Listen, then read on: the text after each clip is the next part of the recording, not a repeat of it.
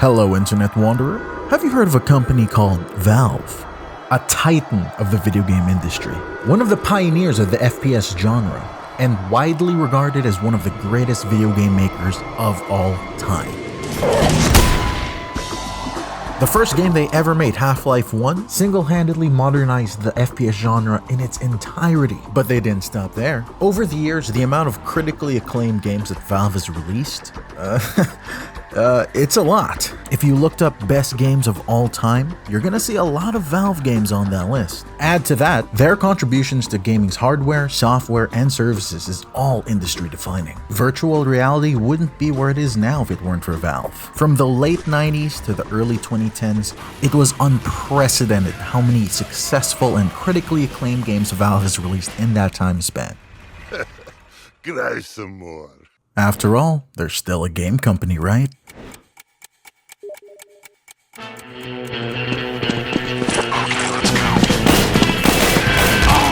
Maggots!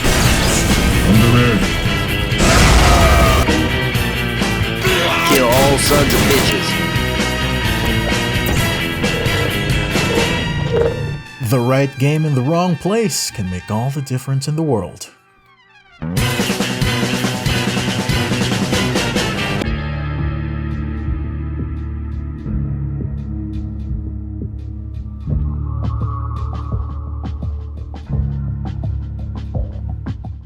There's a problem though.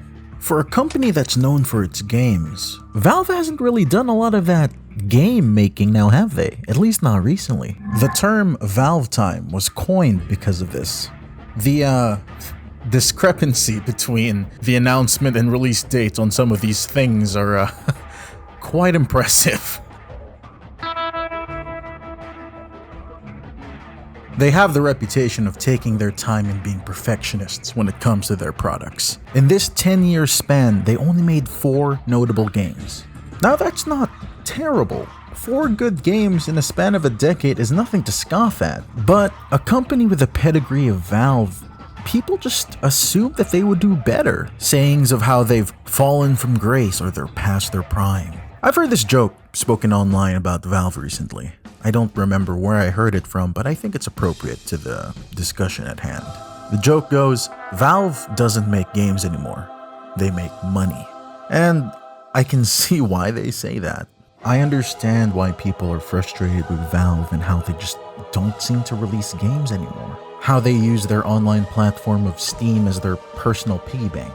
But I think there's a change coming. I want to make a correction to that Valve joke earlier. Valve never stopped making games. Valve only stopped releasing them. So, Internet Wanderer, if you'll allow me, I'll show you how Valve has changed over the years, how their public perception and reputation have changed and morphed, the trends that they've set and the trends that they've followed, and of course, most importantly, how I believe the 2020s is the year that Valve's golden age is gonna come back.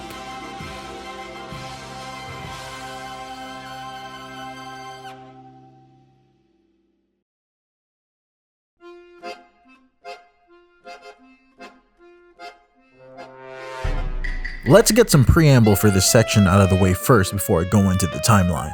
I'm covering it because it shows trends and tendencies that Valve has done over the years, which I think is indicative of what we can expect from them in the future. I can't cover everything in minute detail, so if I don't talk about everything listed in the timeline, it's for the sake of brevity and keeping this section focused. And that's why it's gonna seem like I'm breezing through the first half of Valve's chronology. But with that out of the way, let's begin.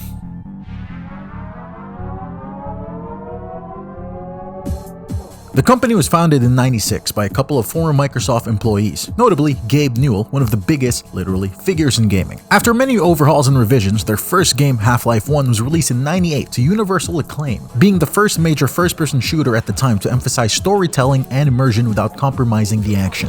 Please, get to the surface as soon as you can and let someone know we're stranded down here. Revolutionizes shooters overnight, a certified classic and wins tons of rewards. It was made in the Gold Source engine, which is a heavily modified version of id Software's Quake engine. The game was highly moddable, meaning players could freely change any aspect about the game. Valve encouraged this and a ton of user-made content was created. Some of this modded content was so good, Valve went and hired some of the people behind these high-quality mods. The biggest ones being Team Fortress and Counter-Strike, among others, eventually getting their own standalone releases. Fun fact, Gearbox Studios, the company behind Borderlands, got their start with Valve as they were the ones who made the Half-Life 1 expansions. Overall, an extremely successful showing by a company that kinda came out of nowhere. As seen on the timeline, they released 3 industry-defining games 3 years in a row. These games, in my opinion, is what ended the boomer shooters, and the start of modern-day FPS games as we know them today. This level of success is unprecedented for a company as young as Valve. And with that, they end the 90s as a company that really means business, with many gamers excited about what they're gonna deliver next.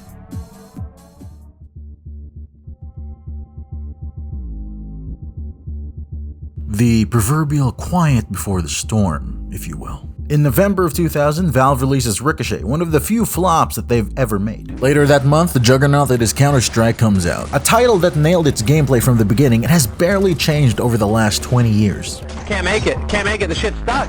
Out of my way, son! Door stuck! Door stuck! Truly a timeless masterpiece. I beg you! In 2003, Valve released a piece of software that would single-handedly change online stores and gaming forever. Steam is a digital distribution service that was originally meant as a way for Valve to easily update and patch their games. It just recently turned 20 years old and is currently the biggest PC digital storefront in the world. This was a very formative time for Valve. As it was after Steam was released, Valve became their own publisher, and the company transitioned into a flat organization. In other words, they have no investors that they have to please, and that means they could also make whatever they want as long as they have the budget for it and the will to do it. Employee desks all have wheels so they can freely choose between which projects and departments they want to work on. It was around this time that the Gold Source engine was rolled out to pasture and they started development on a new, more powerful engine that Valve would use for all their future games. Achieved with This would later become the esteemed Source engine. In May of 2003, 2 things happened. Day of Defeat was released, a World War II Half-Life 1 mod, which was pretty good, well received I would say. But more importantly, the announcement of Half-Life 2 with a scheduled release date of September later that year. The greatest game is coming back, baby. But things weren't gonna be as smooth as Valve would want them to be. Half-Life 2 went through more revamps and overhauls than its predecessor. At one point, the game was almost complete, but due to the dark tone, it was scrapped. This was known as the Half-Life 2 beta. Lots of people are still interested about it to this day, but all these overhauls take time, so it's only natural that they announced a delay. Valve knew that they weren't gonna meet that September deadline, and thus it was announced without a new release date. Fans were not pleased. Some of them did nice, wholesome things and sent death threats to Valve. And the final shit cherry on top of this was a source leak by a hacker who got into Valve's network. He ended up leaking parts of the unfinished game online for everyone to see. This, understandably, caused even more delays. Fun fact, Gabe worked with the FBI and caught the guy by offering him a fake job at Valve. It was a rough time to say the least. Many blood, sweat, and tears at the company's part to try to fix all these problems. The bright side being it was all gonna be worth it, even if they didn't know it yet.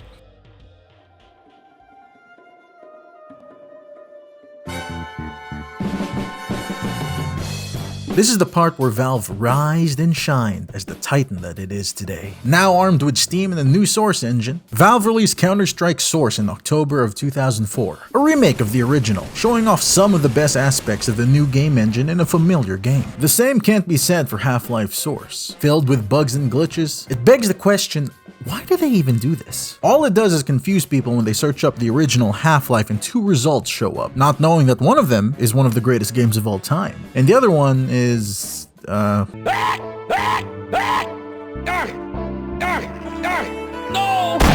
I don't know, just don't buy it. It's bad. It's so bad, some fans, out of spite, spent 16 years trying to fix this mistake, but that was merely the appetizer for the main course. After a year delay and the aforementioned death threats and hacks, Half-Life 2 released in November of 2004, which was a year with a lot of amazing games actually. Doesn't matter, Half-Life 2 is better than all of them, in my opinion. Game of the Year awards abound. The first major killer app on Steam at the time. A never-before-seen physics engine.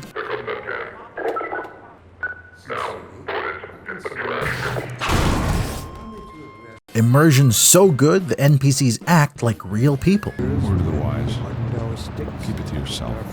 You can't be seen talking Instinct to each is other. inexperienced. I'd like to help you, but it's out of the question. With character animation so expressive, nothing at the time could even come close to matching it. Hell, some games now can't even match it. And can I just say, I really appreciate the minimalism that goes into the box art. It's just the high quality renders of the characters set with the foggy white background. I don't know, it just appeals to me. It looks very nice. I haven't heard anyone else talk about it, so I just thought I'd bring it up. Another side tangent. I saw some criticisms about the game calling the physics a gimmick. I find that very funny, calling physics a gimmick. It then gets announced that Half-Life 2 would get 3 episodic expansions to continue the story. Episode 1 in 2006, Episode 2 in 2007, and Episode 3 in... You have uttered the accursed number. Episode 3 and Episode 3. Huh. Weird. Anyway, the next 3 games is what I like to call the trifecta of major innovations, each one for their respective subgenres. Portal for puzzle FPS. We are pleased that you made it through the final challenge where we pretended we were going to murder you. TF2 for class-based FPS.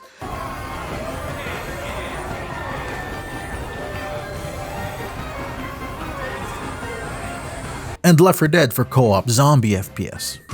Out of the way, bitch. I ain't got time for you. Oh my god, did my game just lag again? Nice. No! Trash. Say a programmer! Say a programmer! How are you losing in the easy mode? This guy's so bad. Mr. President, no!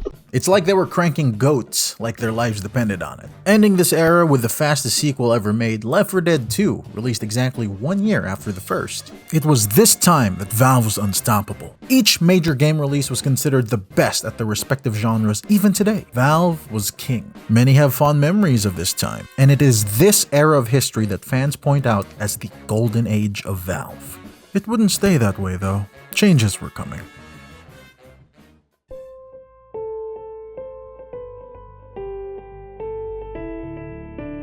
The most distinct era, as Valve's operations and business practices massively shifted during this time, for better and for worse. And it was all defined by 2 games, Counter-Strike Global Offensive and Dota 2. They essentially dictated Valve for the next 10 years. But first, a reflection on the past Valve titles and how they were doing at this time. A swan song for Valve's classic single-player games, Portal 2 was released in April of 2011, and just like everything else they made at the time, it was groundbreaking.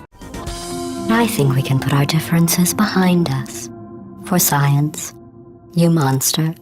In terms of user reviews, Portal 2 is the highest rated Valve game on Steam, and that's a lot given that most Valve games score insanely high on average. However, it'll be a while before they release another single-player game at this point. Counter-Strike Source, while very popular, was disliked by a good chunk of its player base, especially high-level players and pros, with them preferring the original. There was a noticeable divide in the Counter-Strike community. Left 4 Dead 2 got its last official DLC in October of 2010, with another fan-made DLC released in 2012 that was endorsed by Valve. Team Fortress 2 still got regular updates at the time, albeit with less frequency, but it got to the point where the last major update was in 2017. Episode 3 for Half-Life 2 was basically dead in the water at this point, as Valve has gone completely radio silent in all things involving Half-Life. Tell us anything about when we'll see Episode 3?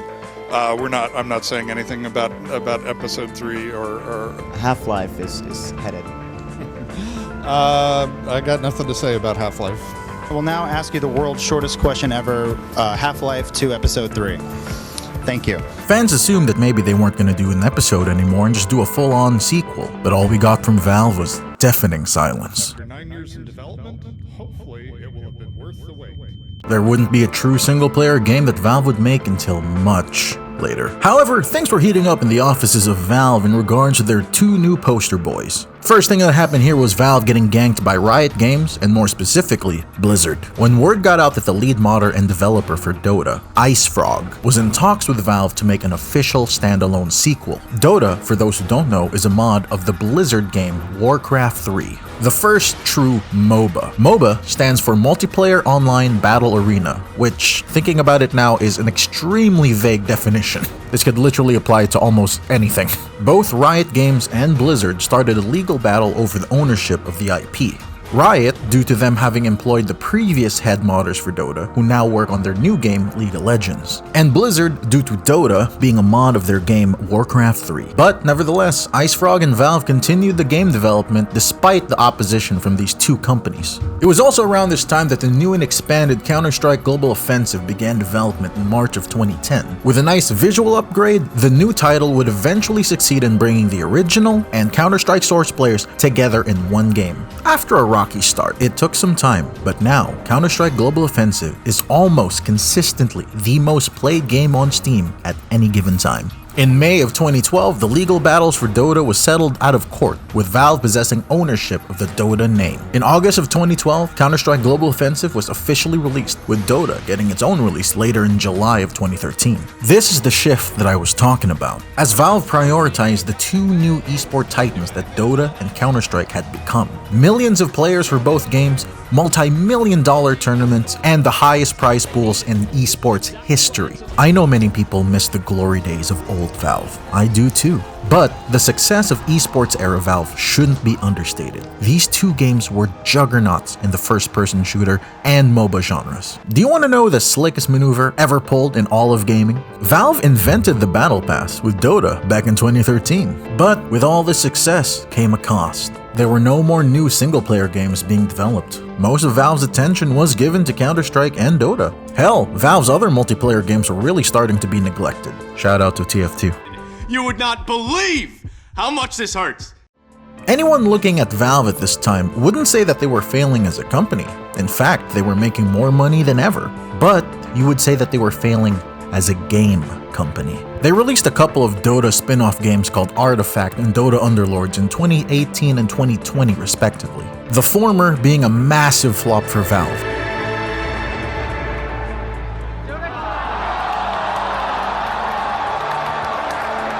Having a few good ideas and innovations in the trading card game genre, but lacked public interest, while the latter being somewhat of a success at launch and being a new entry in the auto-battler genre, ultimately wasn't enough, as both games have effectively died with their player counts dropping into nothing. It seems that Dota spin-offs have the tendency to start off good but just sour as time goes on. Oh look, they made a Netflix show too. But nevertheless, these spin-offs were ultimately just that, spin-offs. And thankfully, Valve would make its proper return to game making with a bang.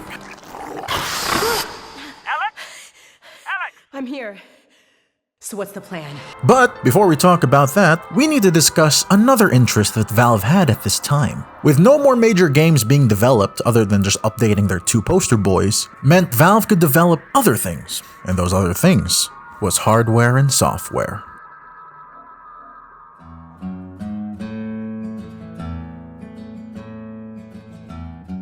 A new era means new tools. The Source engine in Steam helped Valve get this far, but to go forward, they were gonna need a little bit more. VR back then basically didn't exist, but Valve took an interest knowing that there could be potential in this new technology. In 2012, Valve developed their own operating system, called SteamOS. 2015 was a big year for both their hardware and software, namely the new and improved Source 2 engine. The original Source engine proved to be extremely influential. Modified versions of it are used for other games like Titanfall and Apex Legends. But they were going to need a more powerful engine for their future plans. Technically, the first Source 2 game was Dota 2, but they merely ported the game from Source 1 into the new engine, and thus, Source 2 would remain untested, yet to show its full capabilities. It would get its chance soon enough, however. Next up is the HTC Vive, which was made with collaboration with Valve. And the official VR program, meant to simplify the process of using VR, allowing players to use any brand of VR headset at their disposal. And then the three Steam-related pieces of hardware: Steam machines, which were mini gaming PCs, Steam controllers, programmable multi-use controllers, and Steam Link, which allowed for content streaming from one PC to another. All these products were massive innovations. However, they all had their growing pains. And it wasn't until the 2020s when the next-gen products took advantage of what came before. And thus, in 2022, the Steam Deck was released. One of the most powerful and successful mobile computers that you can buy anywhere in the market. It took full advantage of these three pieces of hardware, taking all of their best aspects and combining it into one small handheld. However, VR was still a massive interest for Valve. They learned a lot with their collaboration with HTC, and they probably thought, why not make one of our own? In 2019, the Valve Index was released, marketed as one of the most high-quality VR headsets in the market. With all these pieces of hardware and software developed, it's only natural that Valve needed to show something for it. And this all culminated at the end of 2019 when the most unexpected trailer was released. Alex! I'm here. So what's the plan? If we can get this weapon, what we're doing here could change things forever. The first single-player Valve game in a long time. A VR single-player game. Released in March of 2020. Half-Life Alyx was always going to be a niche game. It cost Valve's years and millions of dollars of R&D just to make the Index headset, on top of the bigger millions that they spent just to develop the game itself. Probably with the full knowledge that they weren't even going to make a profit on the game, but it doesn't even bother them that much. Harkening back to them being a private company, and having Steam as their own personal money printer, it provides them with a sense of freedom that allows them to develop and innovate on things that more typical companies wouldn't even dare to try. But Valve is no typical company. Every standalone Half-Life game has been a massive landmark when it comes to innovations in the game industry, and Half-Life Alyx was no different. I know VR in of itself is a barrier of entry, not every person can play this game, but as someone who has, holy shit, this was transcendent. The YouTuber Noah Cadwell-Gervais said an extremely memorable quote when he reviewed the entire Half-Life series a while back. His quote perfectly encapsulates why Half-Life Alyx was so groundbreaking. To paraphrase him, in Half-Life 1, the player controls the main character like the main character wears glasses. But we've gotten to the point where this has become literally true. To wear the game as a hat and to hallucinate into it, to be fooled by it. Projected into our eyes with the power of the new Source 2 engine, not only capable of rendering great detail, but finally letting the technical term texture live up to its name. To be able to convey the world with a sense of naturalism and realism that the first Half-Life game was only hinting at. End quote. And while I won't spoil the game for those who haven't experienced it, let's just say all the jokes about Episode 3, or dare I say it, Half-Life 3, aren't that much of a joke anymore. I like to believe that we're seeing Valve finally becoming a little more active. And this is what I meant when I said that Valve never stopped making games and only stopped releasing them. It's been known that they'll make games and these games will almost be complete, but then just scrapped because they just thought it wasn't good enough or the interest just wasn't there. They will play test for hours upon hours upon hours. Every tiny minutia of everything that they do. So anytime that they release a product, rest assured that there were probably 100 more that didn't make the cut. Makes you wonder, how many times did they actually decide to start up making Half-Life 3 and then just stop? How many times did they restart the project, get a lot of work done, and then just ended development, and only to restart it later? Who's to say? We'll never know, I guess. But of the games they have made, however, Dota is still going strong. And in fact, Dota's original developer, IceFrog, there's been some rumors going around that apparently he's been working on a new game under the codename Neon Prime. While far from ideal, both Left 4 Dead and Team Fortress 2 have gotten community updates, which is better than nothing. And of course, the biggest news is the announcement of Counter-Strike 2, with them adding new mechanics to a game that's notorious for never changing. At the time of recording this, the game literally just came out 30 minutes ago, and if it's anything like Counter-Strike Global Offensive, then Counter-Strike 2 will surely show as to why Valve games are the juggernauts that they are. I know this isn't much to go on. I'm basing all of my theories and expectations on 2 games. But between the pieces of software and hardware that they've developed, you don't make all these things unless you have plans to do something with them. When Source 1 came out, it was a boom of creativity and innovation, and I think another boom is on the horizon. You guys want to know how much they've got me hopelessly addicted to their games?